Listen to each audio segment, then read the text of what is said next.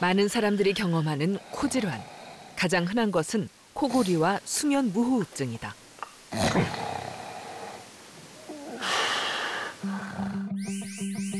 또 코뼈가 휘는 비중격 만곡증과 축농증도 있다. 하루 종일 숨을 쉬고 냄새를 맡으며 우리의 생존을 돕는 코. 코에 조금만 문제가 생겨도 일상의 평화를 기대할 수 없다. 코가 막히고 그다음에 콧물이 나고 또 축농증, 비염 증상 같은 게 같이 나왔었어요. 한쪽 코가 자꾸 이게 숨이 잘 안 쉬어지고 답답하면서. 냄새는 아예 못 맡고요. 계속 잘 때 약을 먹지 않으면 호흡곤란이 오고. 심지어 코에는 종양이 생기기도 한다. 종양은 양성일 수도 있지만 때로 생명을 위협하는 악성일 수도 있다. 코피가 한번 나기 시작하면 수돗물 틀어놓은 것처럼 이렇게 콸콸콸 쏟아지는 게 뭐 한 5분, 10분 이상? 이 후각이 없는 삶이라는 거에 대해서 생각해 본 적도 없었고 굉장히 무서웠죠, 사실. 증상이 생긴다 하더라도 그런 증상들을 그냥 가볍게 취급을 하시고 좀 방치하는 경우들이 조금 있는 것 같습니다. 그러다 보면 병을 키워서 조금 치료하기가 어려운 상태에서 환자분을 뵙게 되면 좀 안타까운 생각이 좀 들게 되는데요. 코막힘과 콧물, 코피 등 코가 보내는 이상 신호. 무심코 여기다 보면 코가 제 기능을 잃을 수도 있다. 다양한 코 질환을 주로 내시경으로 치료하는 원태빈 교수. 수술 전 3차원 수술 시뮬레이션 작업, 수술 중 내시경의 방향을 잡아주는 내비게이션 사용 등 최신 기술로 수술의 안전성과 성공률을 높이고 있다. 방치하면 안 되는 코 질환. 원태빈 교수와 함께 그 치료법과 예방법을 알아본다.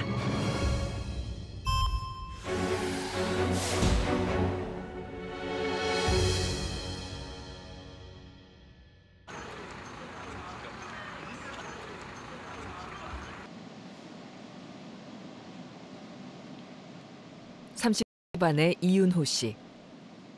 매일 아침 테니스를 치는 것으로 하루를 시작한다. 그는 잠을 푹 자지 못해 늘 피로감에 시달려왔다. 그래서 7개월 전부터 작심하고 운동을 시작했다. 이윤호 씨가 잠을 설치는 건 코골이 때문이다. 고등학교 때부터 시작된 코골이가 사회생활 이후 술도 좀 마시고 체중도 늘면서 점점 더 심해지고 있다. 아침에 일어났을 때 항상 개운치 않다는 게 거의 매일같이 잠을 많이 자든 적게 자든 항상 피곤함이 지속되고 테니스 갔다 와서 꼭 쉬는 시간을 가져야지 그 다음에 다시 정상 생활을 할 수 있게 되는 그런 회복 시간이 좀 필요한 것 같아요. 좀 일단은 누워서 낮잠을 좀 자는 것 같아요. 코골이 때문에 일상에서 좀 피해를 입은 적이 있으세요?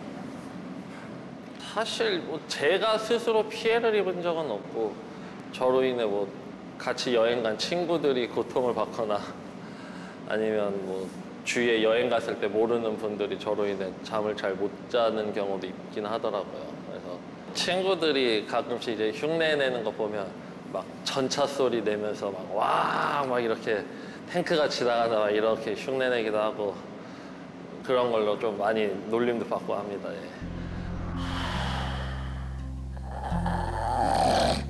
이윤호 씨는 침대에 누운 지 5분 만에 잠이 들었다. 코를 골고 코로 숨을 쉬기 어려워 입으로 숨을 쉰다. 그런데 어느 순간 일시적으로 숨이 멎기도 한다. 수면 무호흡증이 생기는 것이다.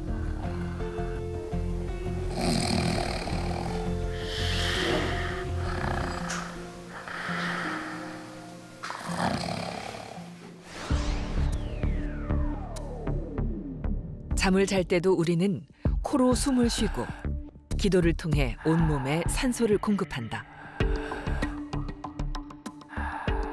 그런데 잠을 잘 때 목젖과 주변 조직이 늘어나 기도의 일정 부분 이상이 막히면 압력이 증가해 입천장과 목젖이 떨린다.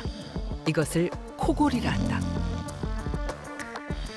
코를 골 때 좁아진 기도로 인해 숨길이 막히면 코나 입을 통해 숨을 쉬지 못하는 수면 무호흡증이 생기게 된다.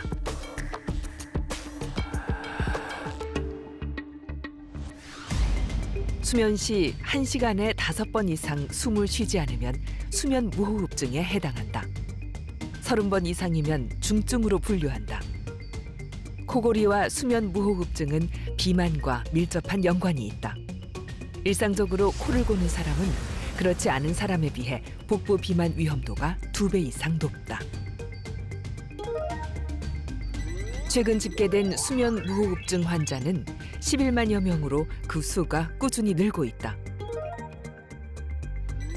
특히 왕성한 사회생활을 하는 30대에서 50대의 유병률이 높다. 수면 무호흡증은 다양한 합병증하고 관련이 있습니다. 대표적인 게 심혈관계 합병증이 되는 거고요. 혈압도 많이 오르게 되고 부정맥이라든지 빈맥이 생기게 되니까 고혈압이 없던 환자들이 생긴다든지 있던 환자들이 잘 조절이 안 된다든지 이런 문제들이 생길 수가 있습니다.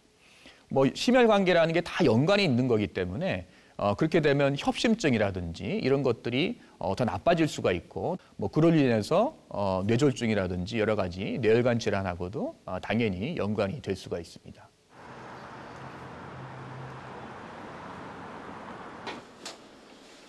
코골이의 정확한 원인을 찾기 위해 이윤호 씨가 수면 내시경 검사를 받기로 했다.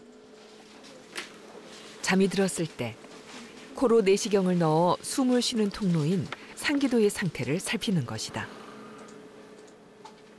잠이 들고 코를 골 때마다 상기도가 막혀 숨을 쉬지 못하는 모습이 확인됐다.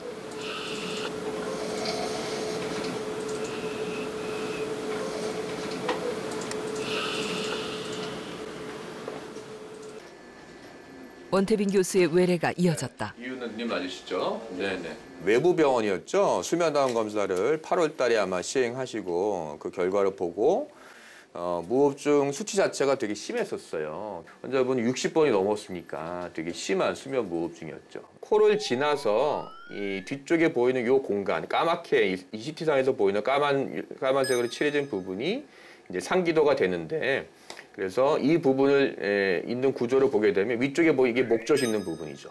목젖, 그다음에 연구개 이런 부분이기 때문에 이런 부분들이 뒤로 밀린다든지 하면서 숨길을 막을 수가 있고 상기도의 많은 부분을 차지하는 이 큰 구조가 혀예요.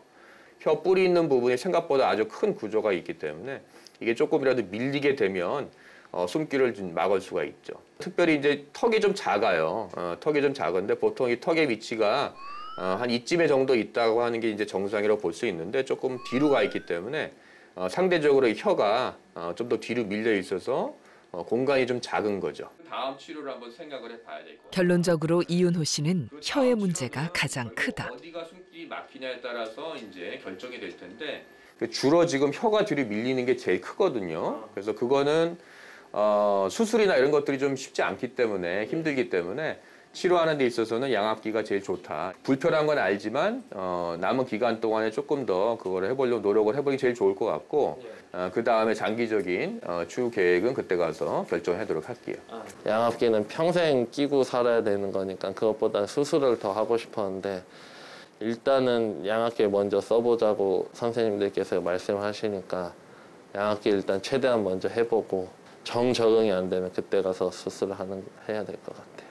일단 건강이 굉장히 안 좋다는 걸 들었고 또 저는 여행을 좀 많이 다니는 스타일인데 여행 다닐 때 확실히 남한테 피해를 크게 줄 만큼의 코골이여서 그리고 또 언젠가 생길 배우자한테 이혼 사유가 될 수도 있다 들어서 코골이를 꼭 고치고 싶네요. 코골이와 수면 무호흡증 환자의 90% 이상은 구강내 장치나 양압기로 치료가 가능하다. 이윤호 씨도 좋은 결과를 기대하며 양압기를 쓰기 시작했다. 양압기는 잠을 잘 때 사용하는 치료기구로 그 모양이 다양하다. 하지만 치료 원리는 다 같다. 양압기는 중증의 수면 무호흡 환자에게 특히 효과적이다. 수면 중에도 상기도가 열려야 숨을 쉬는데 수면 무호흡증이 있으면 수면 중 상기도가 반복적으로 좁아지거나 막힌다. 그런데 양압기를 쓰면 양압기가 방 안의 공기를 압축시켜 기도 안으로 밀어넣는다. 상기도가 열려 숨을 쉴 수 있게 된다. 구강 내 장치도 수면 중 숨을 잘 쉴 수 있도록 해주는 기구다.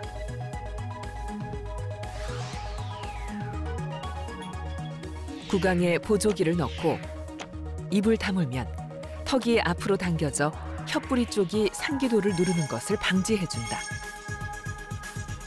이외에도 수면 무호흡증 치료를 위해선 꼭 지켜야 할 수칙이 있다. 과체중이 있는 수면무호흡증 환자에서 체중을 10% 정도 감소를 했을 때 그럼 실질적으로 내 무호흡증 수치가 얼마나 감소하냐. 조금씩 다를 수는 있겠지만 한 30% 정도가 감소한다라고 돼 있어요. 그러니까 내가 뭐 수술하거나 양압기나 이런 걸 쓰지 않더라도 자연스럽게 내가 체중을 줄이게 되면 그에 따라서 수면 무호흡증도 어느 정도 감소를 할 수 있다라는 것을 이제 시사해주는 그런 연구 결과라고 보시면 되고요. 두 번째도 사실 뭐 당연하다고 생각할 수는 있겠지만 술을 끊어야 됩니다. 술을. 늘어진다 그러잖아요. 술을 마시게 되면 술 때문에 우리 몸에 생기는 다양한 변화가 생기는데 근긴장도가 많이 떨어져요. 그렇기 때문에 적정한 체중을 유지하는 거, 그다음에 술을 끊는 거는 수면무호흡증 환자에서 반드시 수반돼야 되는 보조적인 치료라고 생각합니다. 네.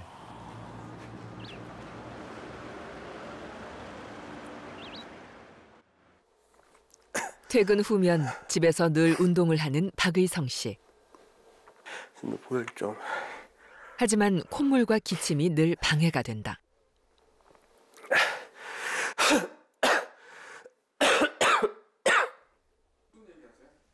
벌써 10년 넘게 앓고 있는 축농증. 축농증은 하루 종일 그의 일상을 지배한다. 지켜보는 아내도 안타깝다. 수시로 가래를 뱉고 콧물을 닦아야 한다.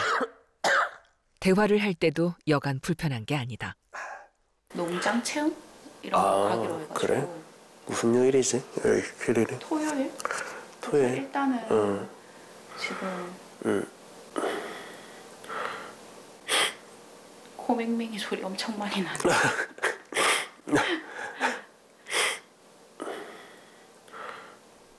늘 코안을 가득 채우는 콧물. 휴지를 달고 산다. 사회생활에도 애로가 많다. 코가 나오고 하면은 집중도가 확실히 많이 떨어지는 것 같고요. 그래서 이제 그렇게 좀 떨어질 때마다 화장실에 가서 이제 가래나 코를 최대한 많이 풀고 그리고 다시 자리로 돌아와서 또 일을 하고 그렇게 했었습니다. 좀 굉장히 심해졌다고 생각이 된 게 냄새를 거의 못 맡게 됐어요. 그래가지고 이제 이 코에 확인을 해보니까 물혹 같은 게 굉장히 많이 차 있어서 그렇게 됐었고 맛도 이제 예전보다는 좀 덜 느끼게 된 것 같습니다. 축농증의 의학명은 부비동염이다. 코 안에는 부비동이라는 네 쌍의 빈 공간이 있다. 코 밖에서 이물질이 들어오면 부비동의 점막은 점액을 분비해 이물질을 콧물로 배출한다.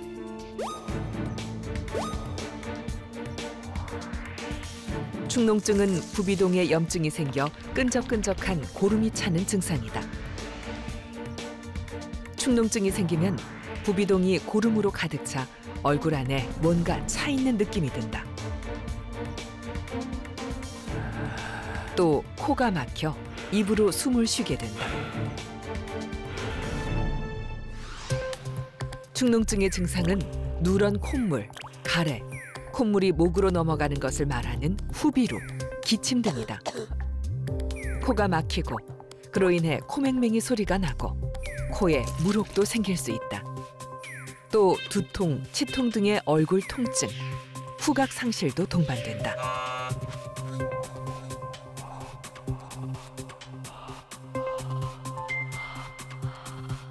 축농증은 숨을 쉴 때 바이러스나 세균에 감염되어 생긴다. 이는 급성과 만성으로 나뉘는데 급성은 대략 4주, 만성은 3개월 이상 지속되는 것을 말한다. 이게 코라는 게 이제 어디 배 안에 있는 장기처럼 갇혀 있는 게 아니고 외부와 맞닿아 있기 때문에 항상 노출이 돼 있어요. 그리고 환경이 노출이 돼 있을 때 내 코는 어떤 반응을 할 수밖에 없어요. 내가 반응이 되게 심하게 나타나게 되면 그게 이제 축농증으로 발전할 수 있는 거고, 어떤 분들은 그런 세균 감염이 생긴다 하더라도 염증이 심하지 않고 바로 좋아지는 경우도 있거든요. 그런 경우는 만성으로 발전하지 않고 개개인마다 갖고 있는 어떤 소인의 차이라고 이제 볼 수가 있게 되겠고요. 그래서 그런 것들이 좀 지속적으로 있게 되면 코의 염증이 축적이 되게 되고 축적이 된 염증들이 해소가 되지 않으면 만성 축농증으로 만성 부비동염으로 간다. 이렇게 설명을 드리고 있습니다.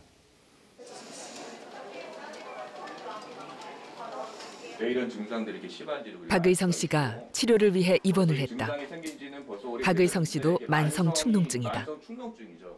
CT를 보게 되면 뭐 양쪽에 원래는 이제 코가 공기로 차 있어야 되잖아요. 그리고 옆에 있는 우리 얼굴 뼈가 다 공기로 좀 차 있는 동굴 같은 그런 구조인데, 그런 구조들이 다 이제 염증으로 차 있는 거예요. 그래서 원래 이렇게 까맣게 보이는 게 공간들인데 이게 다 염증으로 차 있는 걸 다 볼 수가 있고. 반대쪽 한 30분이니까. 큰 병이 아니라는 생각에 오랫동안 치료를 미뤄왔던 박의성 씨.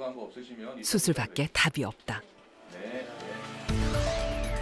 축농증뿐 아니라 코를 양쪽으로 나누는 벽인 비중격도 휘어 있어 호흡이 더 힘들었던 환자. 수술이 시작되면 내시경을 왼쪽 코 속에 넣는다. 부비동과 부비동 사이에 있는 뼈를 잘라 위아래 부비동을 모두 열어준다. 다음, 비중격을 똑바로 세운다. 오른쪽 부비동도 왼쪽과 똑같은 방식으로 개방해준다. 이렇게 하면 코 속 공간이 넓어지고 고름이 밖으로 잘 배출돼 숨쉬기가 편해진다.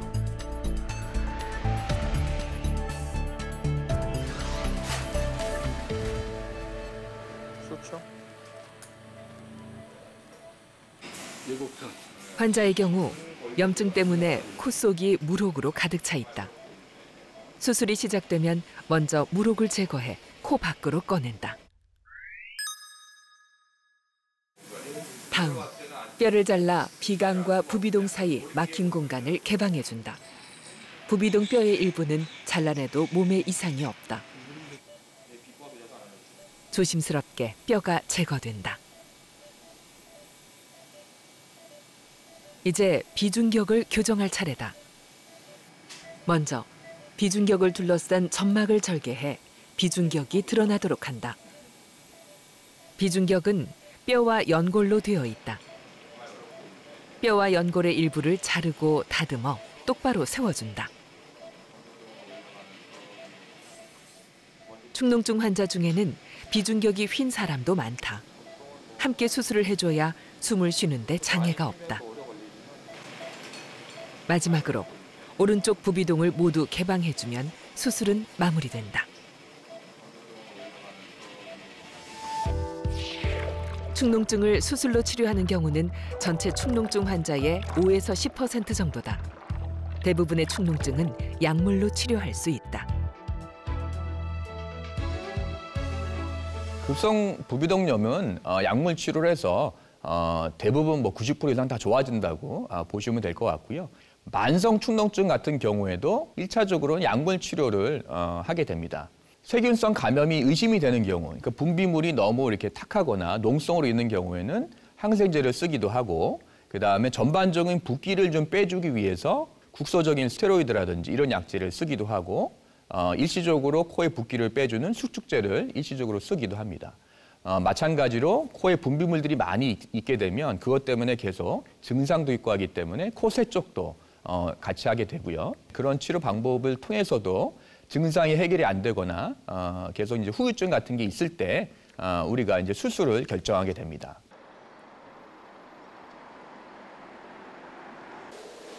수술 후 9일째. 운동을 하는 박의성 씨.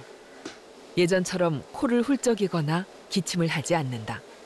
전에는 이제 콧물이 많이 껴 있고 그리고 가래가 있어서 계속 기침을 많이 했었는데 지금은 콧물의 양이나 가래의 양이 좀 현저히 많이 줄었어요. 실제로 숨을 쉬는 거 그리고 생활을 할 때 기침을 하는 부분이 많이 줄어들었습니다. 좋은 컨디션을 유지하기 위해 코 세척도 열심히 한다. 코 세척은 식염수에 약을 타서 코를 헹궈주는 것으로 대부분의 코질환 환자들에게 필요한 일상치료법이다. 입으로 숨을 쉬고 코에 이제 물을 집어 넣으면 그러면 자연스럽게 다른 콧구멍으로 물이 흘러 나오거든요. 그래서 입으로만 숨을 잘 쉬면 되는 것 같습니다. 어렵진 않은 것 같아요. 박이성 씨뿐 아니라 아내 또한 수술 결과가 만족스럽다.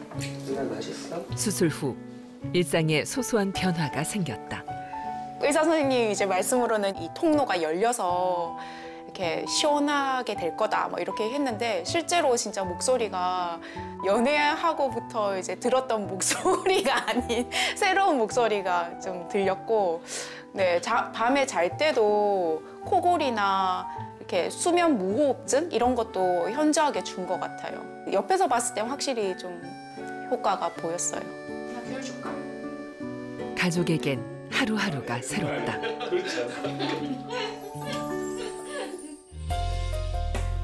코막힘을 유발하는 축농증. 축농증 치료의 목표는 코의 기능을 정상적으로 회복시키는 것이다. 코의 대표 기능은 숨을 쉬는 것이다. 숨을 들이마시면 선모라 불리는 코털이 운동을 하면서 자연 필터 역할을 한다. 또 점액이 분비돼 이물질을 배출하는데 코딱지는 이 점액이 말라붙은 것이다.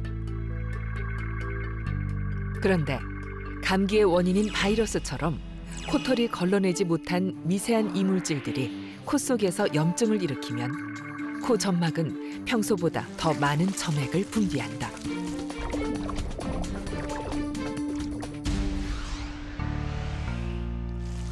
이렇게 모인 점액이 바깥으로 흘러나가 생기는 것이 바로 콧물이다. 코의 또 다른 기능은 냄새를 맡는 것이다. 코 안쪽 깊숙한 곳에는 후각상피라는 조직이 있고 후각상피에는 냄새 감지 기능을 하는 수용체세포가 있다. 후각적 자극을 받으면 이 세포들이 뇌로 정보를 전달해 냄새를 맡게 된다.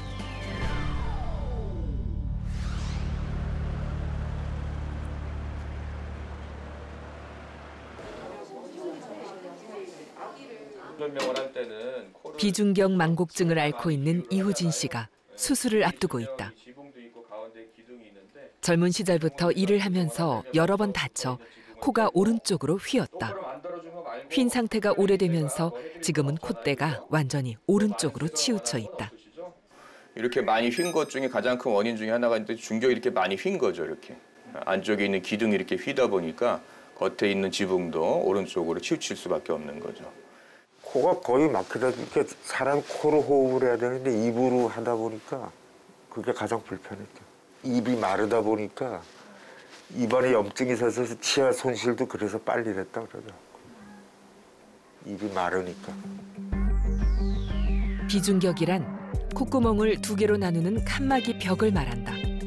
이는 연골과 뼈로 이루어져 콧등과 코끝을 지지하고 있다. 비중격이 휘어지는 것을 비중격 만곡증이라고 한다.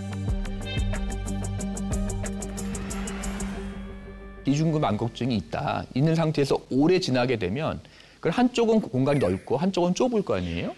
그럼 넓은 쪽의 코살이 커지게 됩니다. 그래서 넓은 쪽에도 코막힘이 이제 유발이 될 수 있는 거예요. 근데 코막힘이 생기게 되면 또 뭐 그 관련돼서 뭐 비염이 나빠진다든지 축농증이 생긴다든지 이런 문제들도 생길 수가 있고, 간접적으로 이제 코가 막히게 되면 뭐 구강 호흡을 한다든지 그로 인해서 뭐 수면 장애가 생긴다든지 뭐 두통이 생긴다든지 이런 문제들도 같이 생길 수가 있습니다. 비중격 만곡증은 타고나거나 혹은 외상에 의해 생긴다. 증상이 심할 땐 수술이 필요하다. 이호진 씨의 경우 콧구멍을 둘로 나누는 벽인 비중격이 오른쪽으로 심하게 휘었다. 좁은 오른쪽 콧구멍 대신 입으로 숨을 쉬고 있다. 왼쪽 콧구멍 또한 콧살이 커져 숨을 쉬기 어렵다. 구강호흡을 하다 보니 치아 손상이 심각하다. 수술이 시작되면 먼저 코끝을 외부에서 절개하고 비중격이 드러나도록 한다. 비중격은 연골과 뼈로 돼 있는데 휘어져 있는 연골과 뼈의 일부를 잘라낸다. 이후 비중격 위에 콧뼈를 잘라 코를 바로 세운다. 잘라낸 비중격을 바르게 편 후 다시 넣어준다. 지지대 역할을 하는 연골이나 보형물을 넣고 근막을 덮어준 후 수술을 끝낸다.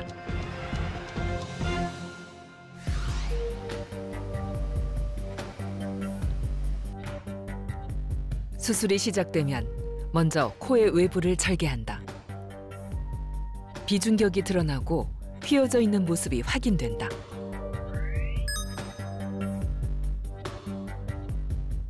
잘라낸 비중격의 연골을 망치로 두드려 곧게 펴준다. 다듬은 뼈와 연골을 곧게 펴서 넣어준다. 다음, 똑바르게 세운 비중격 옆에 보형물과 자가 연골을 넣어 이 상태가 유지될 수 있도록 해준다.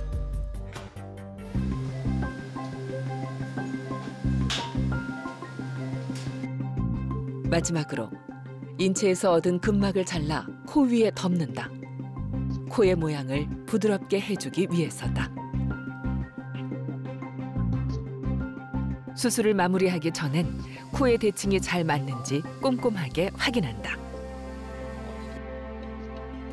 오른쪽으로 심하게 휘었던 비중격이 이제 똑바로 섰다.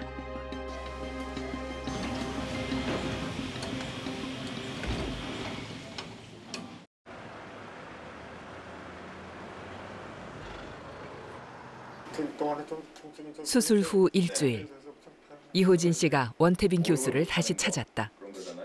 상처도 잘 아물었고 코 모양도 달라졌다. 성공적으로 잘 됐고 안에도 똑바로 잘 돼서 숨쉬는 것도 많이 좋아졌고 겉에 모양도 많이 좋아졌어요. 한번 제가 거울을 한번 들어볼게요. 본인도 궁금할 테니까 한번 보세요. 잡고 한번 보세요. 한번. 어떠신 것 같아요? 달라졌죠? 네, 코가 아주 똑바로 잘 됐어요. 이호진 씨 얼굴에 옅은 미소가 번진다. 비중격이 바로 서자 코의 모양이 반듯해졌다. 좋은 점은 그뿐만이 아니다. 수술을 하고서 좀 변화가 느껴지세요? 그렇죠. 예. 코가 많이 휘어졌거든. 거의 이 막히다시피 해가지고 숨을 입으로밖에 못 쉬었거든. 지금은 편안하죠. 뭐가 제일 편하세요? 숨 쉬는 거. 그냥 두면 생활의 불편은 물론 외형에도 큰 변화를 가져오는 비중격 만곡증. 그렇다면 비중격 만곡증 환자는 꼭 수술을 받아야 하는 걸까? 이게 휘어 있으면 꼭 이걸 수술을 해서 똑바로 만들어야 되느냐, 이것들 항상 질문을 하세요. 궁금해하시고. 그러면 제가 이제 드리는 말씀은 이게 휘어 있다 그래서 무조건 수술하는 병은 절대 아니다. 코막힘, 그것 때문에 축농증이 생긴다든지, 아니면 구강호흡을 한다든지, 코피가 계속 지속이 된다든지, 휘어 있으면서 그 휜 것 때문에 어떤 증상을 유발하거나 어떤 후유증을 유발하게 되면 그때는 이제 우리가 수술을 권해드리게 됩니다.